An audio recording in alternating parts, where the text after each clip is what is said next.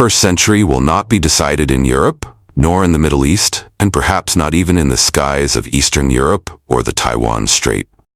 Its true arena lies largely unseen, beneath the waves and across vast stretches of blue water, the Indian Ocean. This ocean, often overlooked in popular geopolitical discourse, has quietly emerged as the most decisive maritime space of our time.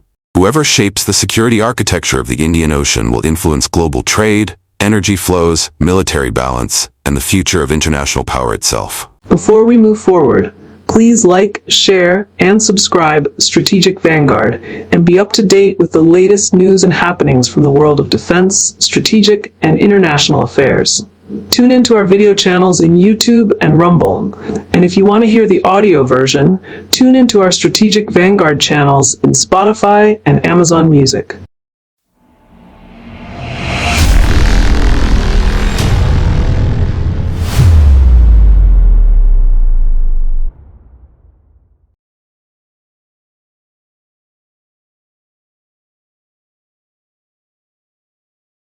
At the heart of this contest lies a silent, strategic, and long-term naval rivalry between two Asian giants, India and China.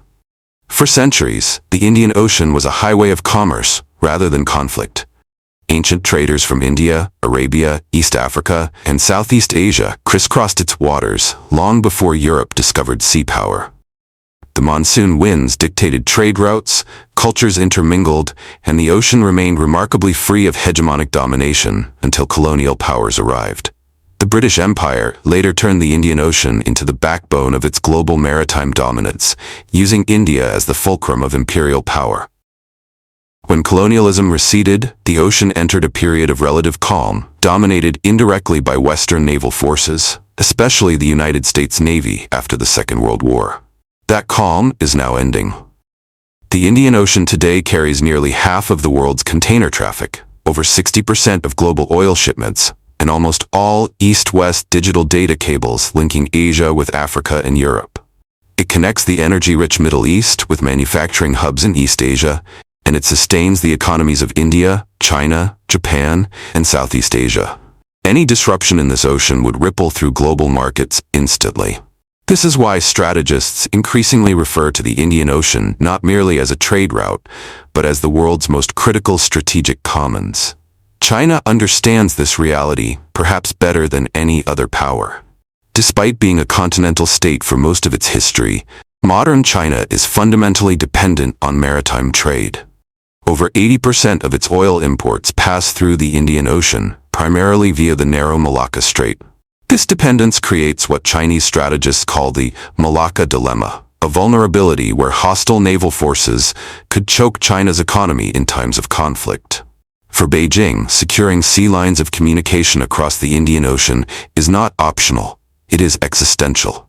India, by contrast, occupies a unique and often underappreciated position. Geographically, the Indian subcontinent juts deep into the Indian Ocean like a massive aircraft carrier. India sits astride major sea lanes connecting East Asia, Africa, and the Middle East. Unlike China, India does not need to transit chokepoints to access the Indian Ocean. It is already there. From the Andaman and Nicobar Islands near the Malacca Strait to the Lakshadweep Islands near critical shipping lanes in the Arabian Sea, India enjoys an unparalleled natural advantage. Geography, however, only becomes power when it is matched with strategy, doctrine, and sustained naval capability. The rivalry between India and China in the Indian Ocean is not loud or theatrical. There are no massive naval battles, no dramatic confrontations, and few headlines. Instead, it is a slow, patient, methodical contest unfolding through port access agreements, submarine patrols, maritime surveillance, undersea infrastructure, and influence over smaller littoral states. This is a silent naval war, one fought with long-term positioning rather than immediate conflict. China's approach to the Indian Ocean is often described through the concept of the string of pearls. Though Beijing officially downplays the term, the reality is unmistakable. China has invested heavily in ports and logistics facilities stretching from the South China Sea to the Horn of Africa.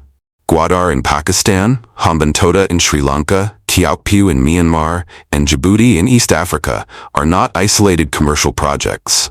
They form a network that provides China with logistical reach, intelligence access, and potential military utility. Even when these ports are presented as civilian infrastructure, their strategic value is undeniable. The establishment of China's first overseas military base in Djibouti marked a turning point. For the first time in modern history, China openly signaled its intention to maintain permanent military presence far from its shores. Djibouti sits at the mouth of the Red Sea, near the Bab el-Mandeb Strait, a chokepoint through which a significant portion of global trade passes. From here, Chinese naval forces can monitor shipping, protect energy routes, and support long-duration deployments in the Indian Ocean. What began as anti-piracy operations has quietly evolved into sustained power projection. Submarines form the most sensitive dimension of this rivalry. China's deployment of nuclear and conventional submarines into the Indian Ocean has increased steadily over the past decade.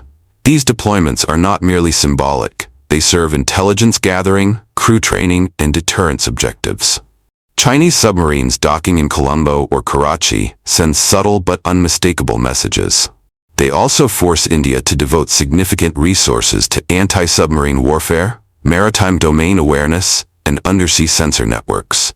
India, for its part, has responded not with panic, but with recalibration. New Delhi has long viewed the Indian Ocean as its natural sphere of influence, but it was slow to articulate a comprehensive maritime strategy. That has changed. India's naval doctrine now explicitly recognizes the Indian Ocean as the primary theater of strategic competition. The focus has shifted from coastal defense to sea control, sea denial, and power projection. Aircraft carriers, long-range maritime patrol aircraft, nuclear-powered submarines, and island-based surveillance systems are no longer luxuries, they are necessities. The Andaman and Nicobar Islands have emerged as India's unsinkable forward base. Located just a few hundred kilometers from the Malacca Strait, these islands allow India to monitor and potentially influence one of the world's busiest maritime chokepoints. Unlike China, which must negotiate access to foreign ports, India operates from sovereign territory. Runway expansions, naval facilities, and joint commands in the islands signal India's intent to turn geography into strategy. Yet the India-China naval contest is not solely about ships and submarines. It is equally about partnerships and norms. India has quietly strengthened maritime cooperation with countries like the United States, Japan, Australia, France, and Indonesia. Exercises such as Malabar are not rehearsals for war, but demonstrations of interoperability, signaling that India is not alone in the Indian Ocean. These partnerships enhance surveillance, intelligence sharing, and collective deterrence without formal alliances. China, meanwhile, seeks influence through economic leverage. Debt-financed infrastructure projects create dependencies that can later translate into strategic concessions. Hambantotda's 99-year lease is often cited as a cautionary tale. While China denies militarization, the distinction between commercial and military use becomes increasingly blurred in modern naval strategy. Dual-use infrastructure is the currency of 21st-century maritime power. Smaller Indian Ocean states find themselves caught between opportunity and anxiety. Chinese investments promise development, but also bring strategic strings. India, conscious of historical perceptions of dominance, treads carefully, offering capacity building, disaster relief, and maritime security assistance rather than coercion. This softer approach aligns with India's broader vision of the Indian Ocean as a region of shared prosperity rather than exclusive control. Whether this vision can withstand China's financial muscle remains an open question. Technology is rapidly reshaping this silent naval war. Satellites, underwater drones, seabed sensors, and artificial intelligence-driven analytics are transforming how oceans are monitored and contested. Control of undersea cables, which carry the vast majority of global internet traffic, has become a strategic priority. The Indian Ocean's seabed is no longer empty. It is becoming a contested space of digital arteries and sensor networks.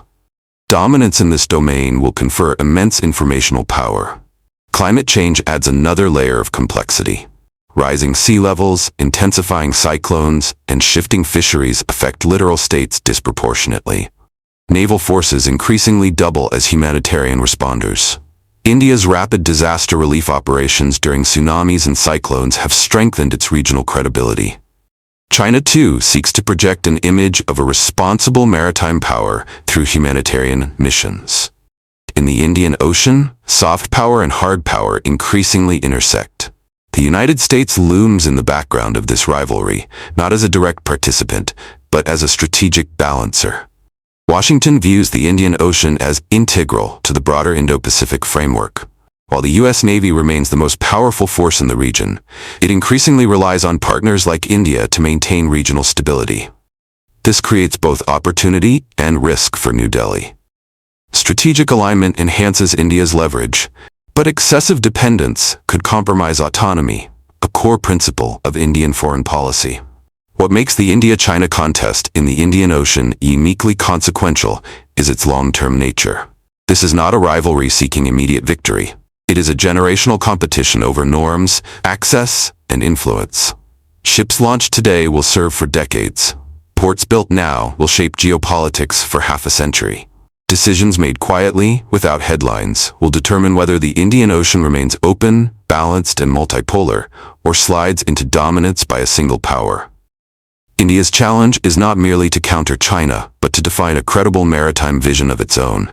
A vision that reassures neighbors, deters adversaries, and integrates economic growth with security.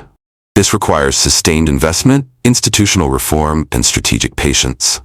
Naval power is expensive, slow to build, and easy to neglect, but impossible to improvise in crisis.